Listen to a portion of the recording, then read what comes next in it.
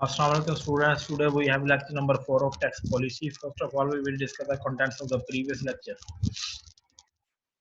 These are the content that we have discussed in the previous lecture. First one is taxable income. Taxable income क्या ऐसी income जिसके ऊपर हमने ये discuss किया जिसके ऊपर हम टैक्स पे करते हैं after deduction of all allowances. उसके बाद हमने डिस्कस किया था what is tax payer. Tax payer कौन होता है? विच इज एक्टिवली पे द टैक्स, जिससे जब वो monthly quarterly annually tax return अपनी जमा करवा रहा होता है. उसके बाद हमने डिस्कस किया था टैक्स ईयर का. टैक्स ईयर क्या होता है? जैसे मंथ 12 मंथ पीरियड होता है. फिर उसके बाद हमने कहा था इसके अंदर पढ़ते दो टाइप है, नॉर्मल टैक्स ईयर है, फिर स्पेशल टैक्स ईयर है. नॉर्मल टैक्स ईयर हमें पता है 1 जुलाई से स्टार्ट होता है, 30 जून को एंड होता है. उसके बाद हमने कहा था फिर स्पेशल टैक्स ईयर है जो कि बोर्ड स्पेसिफाई कर रहा था पीरियड ऑफ 12 मंथ्स के. ये है आपका 12 मंथ्स का पीरियड. तो ये वेरी कर रहा होता है इंडस्ट्री टू इंडस्ट्री. जैसे शुगर में शुगर इंडस्ट्री का कॉटन टेक्सटाइल का इनका 1 अक्टूबर से स्टार्ट होता है और 30 सितंबर को एंड होता है. इसी तरह इंश्योरेंस जो इतनी ऑल इंश्योरेंस कंपनीज है इनका क्या होता है? इनका 1 जनवरी से डेट स्टार्ट होती है टैक्स की और 31 दिसंबर को एंड होती है. तो ये था हमारा स्पेशल टैक्स ईयर. उसके बाद हमने डिस्कस की थी टोटल इनकम. इसके अंदर फिर हमने 5 ऐड आए थे. सैलरी थे, इनकम फ्रॉम अदर सोर्सेज था, इनकम फ्रॉम प्रॉपर्टी था, इनकम फ्रॉम बिजनेस था, कैपिटल गेन था. फिर उसके बाद हमने डिस्कस किया था टर्नओवर क्या है. टर्नओवर में फिर हमने कहा था हमारी ग्रॉस सेल से कितनी हो रही है, सर्विसेज रेंडर हमने कितने वहां से कितनी रिसीव्स हो रही हैं. फिर हमने डिस्कस किया था विसिल ब्लोअर. विसिल ब्लोअर कौन है? जो कि जहाँ पे हमारी concealment of information, concealment of income हो रही होती है, टैक्स एवेजन हो रही थी, वो इस चीज को हाईलाइट करता है. एक्ट लाइक ऑडिटर के वो इस चीज को बता रहा होता है कि यहाँ पे टैक्स एवेजन हो रही है, यहाँ पे टैक्स की अवॉइडेंस एवेजन हो रही है. और फिर कंपिटेंट अथॉरिटी एफपीआर वगैरह को, बोर्ड वगैरह को इस बारे में इन्फॉर्म कर देते हैं. उसके बाद हमने डिस्कस किए थे कैपिटल एंड रेवेन्यू एक्सपेंडिचर में. हमने डिस्कस किया था जो ग्रेटर देन 1 ईयर के लिए होते हैं वो हमारे होते हैं कैपिटल एक्सपेंडिचर. जो लेस देन 1 ईयर के लिए होते हैं वो होते हैं हमारे रेवेन्यू एक्सपेंडिचर. जिनका ऐसे एक्सपेंडिचर जिनके करने से हमारा बेनिफिट ग्रेटर देन 1 ईयर होगा वो होते हैं कैपिटल एक्सपेंडिचर. और ऐसे एक्सपेंडिचर जिनके करने से हमारा बेनिफिट लेस देन 1 ईयर होगा वो होते हैं हमारे revenue expenditure. Today we have discussed the contents of this lecture. First one है कैपिटल एक्सपेंडिचर. एग्जांपल्स होंगी हमारी रेवेन्यू एक्सपेंडिचर एग्जांपल्स होंगे. फिर उसके बाद इलस्ट्रेशन हम कैपिटल रेवेन्यू एक्सपेंडिचर की हम करेंगे. तो these are the contents that we will discuss today. First वो कह रहा है examples of capital expenditure. Following are the most important items of capital expenditure. Purchase of factory and building. हमने कोई फिक्स एसेट परचेज किया है, ठीक है, दैट इज कैपिटल एक्सपेंडिचर. हमने वहां पे पीछे भी डिस्कस किया था फिक्स एसेट, फ्लोटिंग एसेट. कैसे परचेज करना capital expenditure. Floating asset purchase करेंगे तो रेवेन्यू एक्सपेंडिचर. अब वो कह रहा है purchase of factory and building, this is the fix asset, this is the capital expenditure. उसके बाद वो कह रहा है purchase of machine, furniture, motor vehicle, office equipment, all are the fix assets, all are the assets. तो इनके ऊपर जो भी हम एक्सपेंडिचर करें वो क्या हो? Capital expenditure. उसके बाद गए cost of goodwill, trademark, patent, copyright, pattern and design. ये तमाम हमारे क्या है? Intangible assets. इंटेंजिबल एसेट्स जब हम एक्वायर करते हैं उनकी जो कॉस्ट आ रही होती है उसको भी हम क्या कहते हैं? Capital expenditure. उसको कह रहा है expenditure on installation of plant and machinery and other equipment.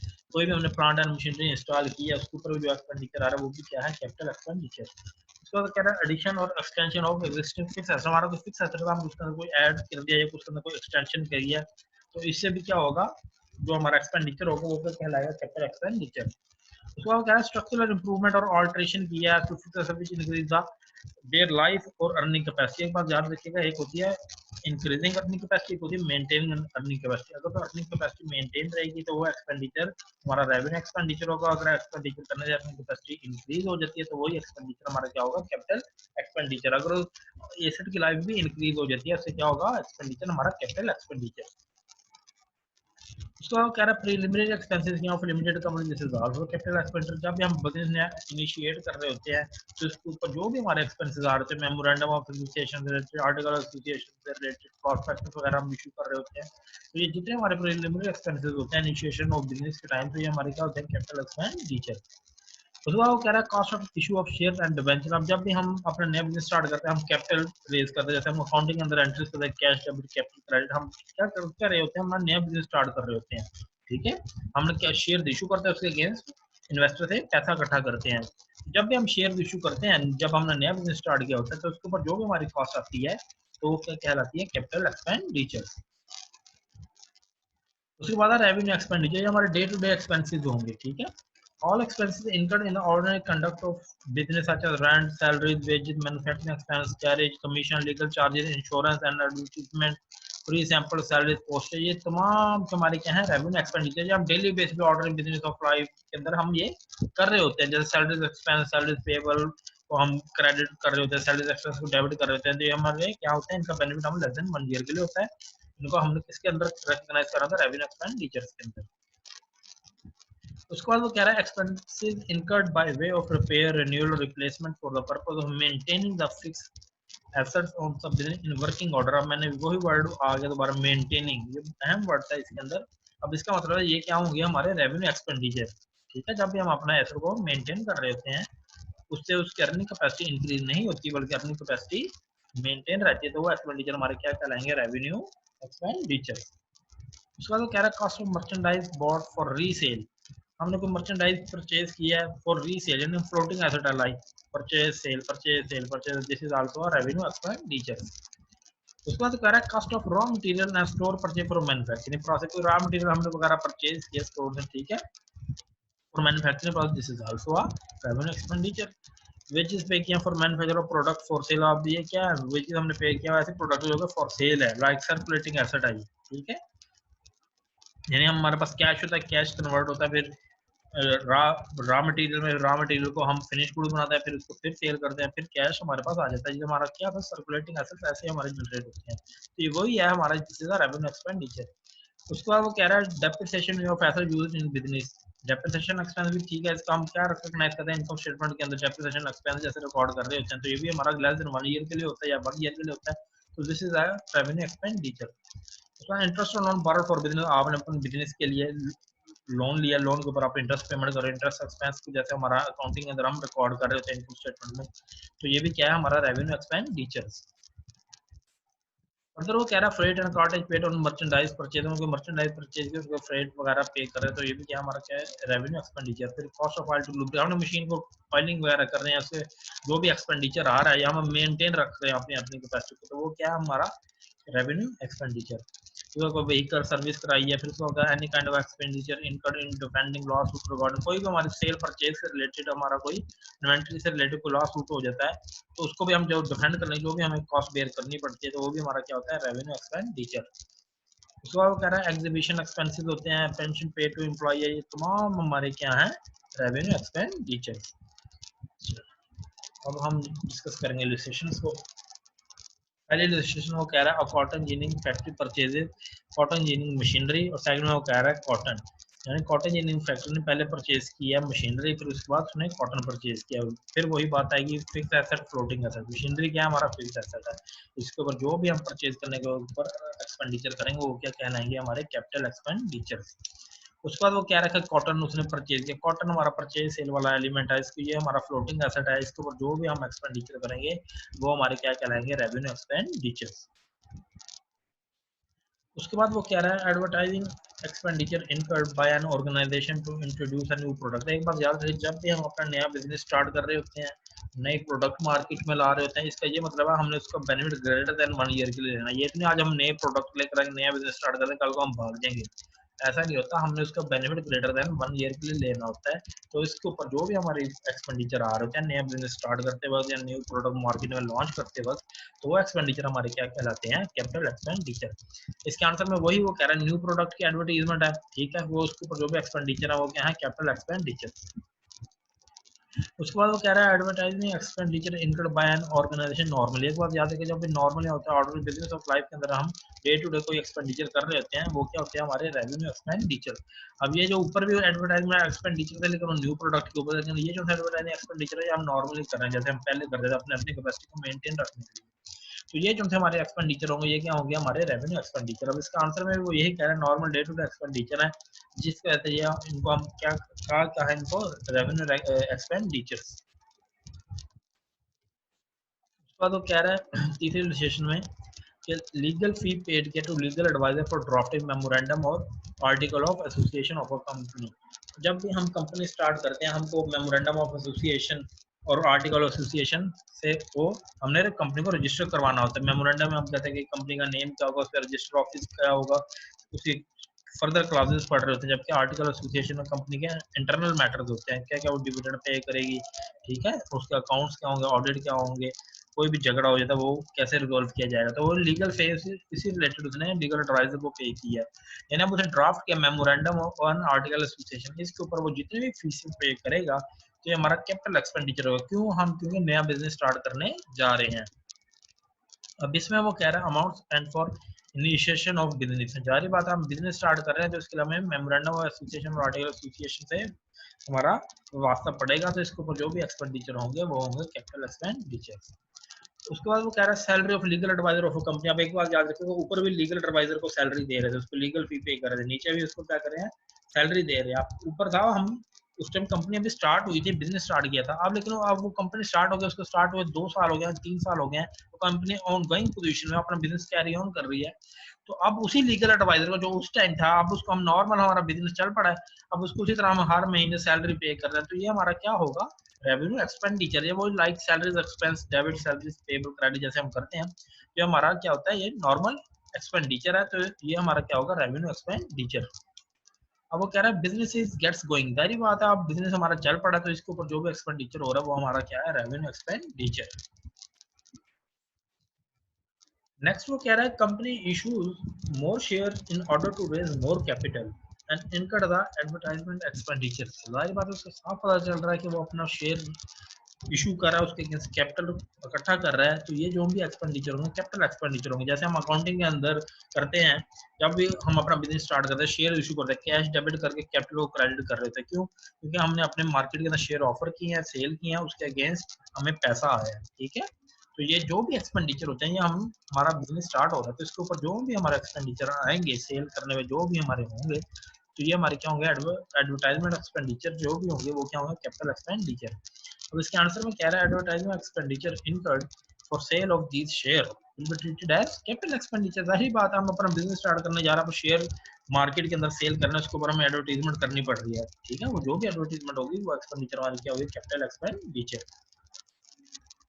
उसके बाद वो कह रहा है एन और पांचवी लेसन है an organisation spend on a machine, organisation machine के ऊपर स्पेंड करी, ठीक है, ₹1,000 फॉर रिप्लेसमेंट और नॉट पार्ट्स, उसका कोई पार्ट्स पुराने हो गए उनको वो रिप्लेस करने जा रही है, ठीक है। दूसरे में वो कह रहा है ₹30,000 for addition in incorporating new devices which enable the output to be double. अब ऊपर उसने वो कहा कोई ओल्ड पार्ट्स है उसको वो रिप्लेस कर रही है, ठीक है। नीचे में क्या है, वो कहता है कोई ऐसी नई डिवाइस लगी जिससे आउटपुट डबल हो गई है। अब एक बात गौर किएगा, मैंने फिर वही बात रिपीट करूंगा कि 2 बातें थी, maintaining the earning capacity and increasing the earning capacity, ठीक है। अब पहले वाले में वो क्या सिर्फ रिप्लेस कर रहे हैं, पुरानों के पार्ट्स हैं उसको रिप्लेस कर रहे हैं, उसके ऊपर ₹1000 लगा है, this is a normal routine day to day expenditure, this is a revenue expenditure, ठीक है। उसके बाद निचले में वो दूसरे पॉइंट में वो कह रहा है कि 20,000 लगा है तो कोई हमने ऐसी नई डिवाइस मशीन के अंदर कहीं भी लगाई है जिससे हमारी आउटपुट डबल होगी है, इसका मतलब है हमारी अर्निंग कैपेसिटी से इंक्रीज होगी, आउटपुट डबल होगी है, ठीक है। तो ये जो एक्सपेंडिचर होगा ये क्या होगा, कैपिटल एक्सपेंडिचर। अब इसका आंसर देखते हैं। फर्स्ट में वो कह रहा है earning capacity maintain this revenue, बिल्कुल ठीक है। अब जाहिर बात है ओल्ड पार्ट है उसे आपने रिप्लेस किया, अर्निंग कैपेसिटी के अंदर कोई इफेक्ट नहीं आया, जैसे पहले थी वो ऐसे ही है, तो ये क्या होगा हमारा रेवेन्यू एक्सपेंडिचर। निचले में वो कहता है ₹20,000 हमने लगाया न्यू डिवाइस है जिससे आउटपुट डबल हुई, जाहिर बात earning capacity increase with capital increasing earning capacity, output में क्या मतलब डबल हो गया, ये हमारा एक्सपेंडिचर क्या होगा, कैपिटल एक्सपेंडिचर। दो ये हर रिलेशन में आएंगी ऐसे कि maintaining earning capacity, increasing earning capacity, जहाँ पे मेंटेन होगी दैट इज रेवेन्यू एक्सपेंडिचर, जहाँ पे हमारी अर्निंग्स इंक्रीज होंगी दैट इज कैपिटल एक्सपेंडिचर। चलो नेक्स्ट रिलेशन 6 है, उसमें वो कह रहा है लीगल एक्सपेंसेस इनकर्ड किया इन रेजिंग अ लोन। आप कहीं लोन रेज कर रहे हैं उसके ऊपर आपको लीगल एक्सपेंसेस इनकर करने पड़ रहे हैं, आप अपना, इसका मतलब है नया बिजनेस स्टार्ट कर रहे हैं, आपको लोन ले रहे हैं उसके लिए, ठीक है। उसके ऊपर जो भी लीगल एक्सपेंसेस आएंगे वो हमारे क्या होंगे, कैपिटल एक्सपेंडिचर। इसके आंसर में वो यही क्या, दिस इज कैपिटल एक्सपेंडिचर। क्यों भाई, हम इनिशिएट कर रहे हैं या एक्सटेंशन हो, ये भी हो सकता है। आप लोन रेज किया किस लिए, जी मैं अपना बिजनेस बढ़ाना चाह रहा हूँ, उसके ऊपर जो भी लीगल एक्सपेंसेस आएंगे तो वो भी क्या होंगे, कैपिटल एक्सपेंडिचर। या तो इनिशिएट कर रहे हैं या हम अपना बिजनेस एक्सपेंड कर रहे हैं तो उसके ऊपर हम एक्सपेंडिचर कर रहे हैं लीगल, तो ये क्या है हमारे कैपिटल एक्सपेंडिचर। उसके बाद वो कह रहा है amount spend for construction of a building. आपने क्या किया, एक बिल्डिंग कंस्ट्रक्ट की है, फिर वही आएगा कि फिक्स एसेट है या फ्लोटिंग एसेट है, आपने पहले ये माइंड में रखना है। बिल्डिंग क्या है, हमारा फिक्स एसेट है, ठीक है। तो इसके ऊपर कंस्ट्रक्शन के ऊपर जो भी अमाउंट हम लगा रहे होते हैं, एक्सपेंडिचर कर रहे होते हैं, वो क्या होता है हमारा कैपिटल एक्सपेंडिचर। अब इसके आंसर में वो यही कह रहा है this is a capital expenditure. क्यों भाई? वो कहता है जी अक्वायर फिक्स एसेट, बिल्कुल सही बात है, ऐसे ही है। जब भी क्वेश्चन होता है उसमें आपने सिर्फ यही नहीं बताना this is capital expenditure, this is revenue expenditure, आपने ये भी बताना होता है कि ये कैपिटल एक्सपेंडिचर है तो कैपिटल क्यों है, अगर ये रेवेन्यू एक्सपेंडिचर है तो ये रेवेन्यू क्यों है। हाँ, आपने सिर्फ ये नहीं लिखना this is a capital expenditure, this is a revenue expenditure, ऐसा नहीं होता है, आपने पूरी उसकी एक्सप्लेनेशन में देनी है। This is a capital expenditure because company has purchase a fix assets, ठीक है, या उसको कंस्ट्रक्ट करवाया तो उसके ऊपर जो एक्सपेंडिचर है दैट आर कैपिटल एक्सपेंडिचर। उसके बाद वो कह रहा है एडवर्टाइजिंग चार्जेस नॉर्मली इनकर्ड, ये देखा ना वही वर्ड आ रहा है नॉर्मली, बहुत अहम वर्ड है नॉर्मली, रूटीन यानी हमारा काम आ गया ये। अब ये क्या हो गया हमारे रेवेन्यू एक्सपेंडिचर, आपको ये बात याद होनी चाहिए, हम बार बार ये बात रिपीट हो रही है, अर्निंग कैपेसिटी की, पीरियड ऑफ बेनिफिट की, ठीक है, नॉर्मली की।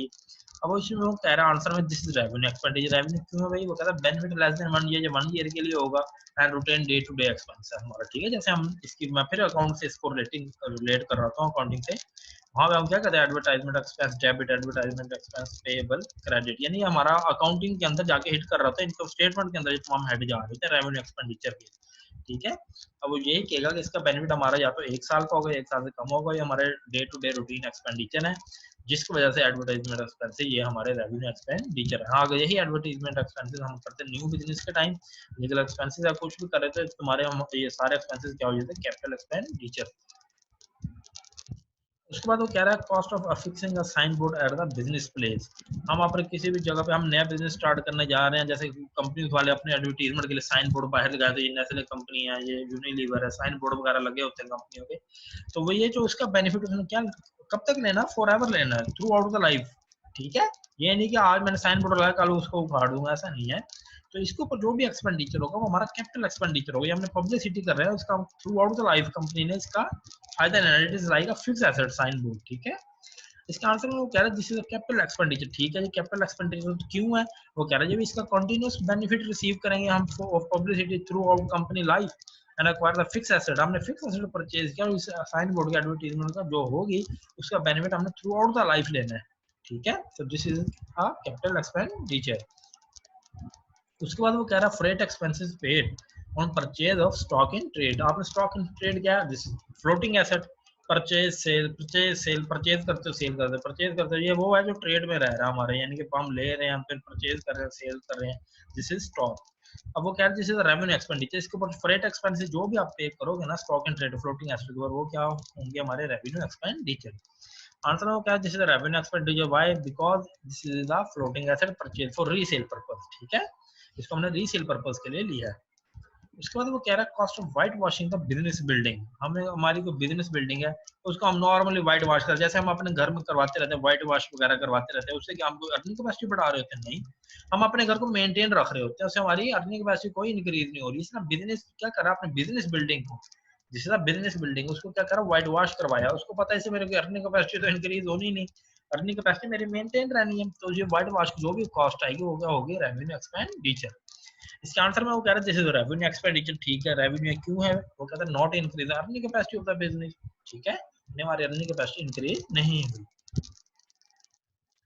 उसके बाद वो कह रहा है रॉयल्टी पेड किया for acquiring a copyright intangible asset, जब भी हम परचेज करेंगे, हमने शुरू में एग्जांपल्स भी पढ़ी थी कैपिटल एक्सपेंडिचर की और रेवेन्यू एक्सपेंडिचर, उसके अंदर ये भी था कि जब भी हम इंटेंजिबल एसेट परचेज करने जा रहे होते हैं उसका बेनिफिट को हमने फॉर एवर लेना, चाहे वो पेटेंट और कॉपीराइट हो, ठीक है, जो भी एक्सपेंडिचर होंगे इनका बेनिफिट ग्रेटर देन 1 ईयर होता है, तो ये जो एक्सपेंडिचर होंगे इनको हम क्या कहेंगे कैपिटल एक्सपेंडिचर। उसके बाद वो कह रहा है legal expenses incurred in drafting of partnership deed, बिल्कुल आप मिस्टर ए और मिस्टर बी आज बिजनेस स्टार्ट करने जा रहे हैं, पार्टनरशिप का पार्टनरशिप फर्म बनाने जा रहे हैं, उसके वो पहले ड्राफ्ट करेंगे पार्टनरशिप डीड बनाएंगे, हम प्रॉफिट और शेयर के अंदर इतना इतना हमारा पोर्शन है, हमारी इतने इतने परसेंट इन्वेस्टमेंट 40-60 की है, 50-50 है, इसीलिए हम लॉस शेयर करेंगे, इसीलिए हम प्रॉफिट शेयर करेंगे। फिर वो जो लीगल एक्सपेंसेस होंगे वो हमारे क्या होंगे कैपिटल एक्सपेंडिचर, क्यों हम बिजनेस स्टार्ट करने जा रहे हैं, हम पहले पार्टनरशिप डीड जैसे आप कहीं मकान किराए पे लेते हैं पहले स्टाम्प पेपर साइन कर रहे होते हैं, ठीक है, दिस इज आता लीगल एक्सपेंसिव। तो यही कह रहे capital expenditure amount spent on initiation of business. Next वो कह रहा है interest on loan borrowed for business, आपने बिजनेस के लिए लोन लिया है, ठीक है, उसके ऊपर आप इंटरेस्ट पे कर रहे हैं, लोन के ऊपर जो भी इंटरेस्ट है वो क्या होता है, इंटरेस्ट एक्सपेंस होता है, ये हमारे इनकम स्टेटमेंट में जा रहा होता है, और इसका बेनिफिट हमारा आ रहा है 1 साल का होता है, 1 साल के अंदर हमने इसे रिकॉग्नाइज करना होता है। तो ये क्या है हमारा revenue expenditure, this is our daily routine to routine expense. अब ये क्या रेवेन्यू एक्सपेंडिचर पर्पस क्या, purpose is carrying on business concern, हम अपने बिजनेस चलाने के लिए हमने लोन लिया था, उसके ऊपर हम जो भी इंटरेस्ट पे करें दैट इज रेवेन्यू एक्सपेंडिचर। उसमें कह रहा है वेजेस पेड किया for manufacture of product for sale, this is a product for sale circulating asset है, this is also revenue expenditure. हम परचेज कर रहे हैं, सेल कर रहे हैं, रॉ मटेरियल परचेज करते हैं, उसको हम फिनिश गुड्स बना रहे थे, उसको फिर सेल करते हैं, कैश से इन्वेंटरी, इन्वेंटरी से फिर सेल। तो इसके आंसर वो कह रहा है जैसे रेवेन्यू एक्सपेंडिचर, ठीक है जी, रेवेन्यू है तो ये क्यों है भाई, वो कह रहा है इनकम किया है ये एक्सपेंडिचर किस लिए, फॉर सर्कुलेटिंग एसेट के लिए। सर्कुलेटिंग एसेट भी वैसे एसेट वो क्या है, that turn from cash to good and then back to cash again, यानी purchase raw material manufacturing for making product then sell it, यानी हमारे पास रॉ मटेरियल हमने पहले परचेज किया, फिर उसे फिनिश गुड बनाई, फिर तो मार्केट में सेल कर दिया, सर्कुलेट होता रहा एसेट, इसका बेनिफिट हमारा 1 साल के लिए होता है। तो ये हमारा क्या होगा, रेवेन्यू एक्सपेंडिचर। ठीक है, ओके, थैंक यू।